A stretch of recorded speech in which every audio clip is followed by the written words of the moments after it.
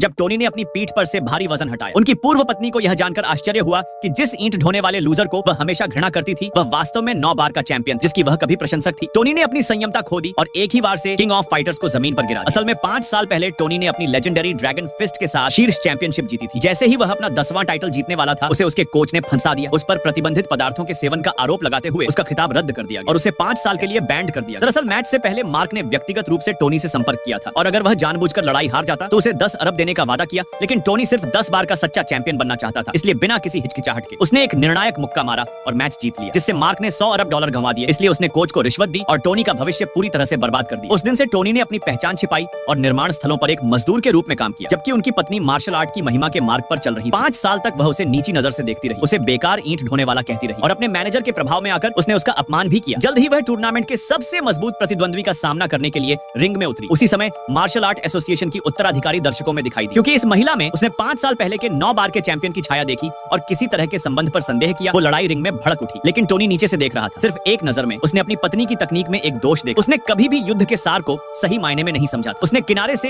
एक अनुस्मारक फुसफुसाया। निश्चित रूप से टोनी के ज्ञानवर्धक मार्गदर्शन के साथ उसने चैंपियनशिप जीती, लेकिन सभी को आश्चर्य हुआ जब उसने अपना विजय भाषण दिया। जिस व्यक्ति को उसने सबसे अधिक धन्यवाद दिया वह उसका मैनेजर था।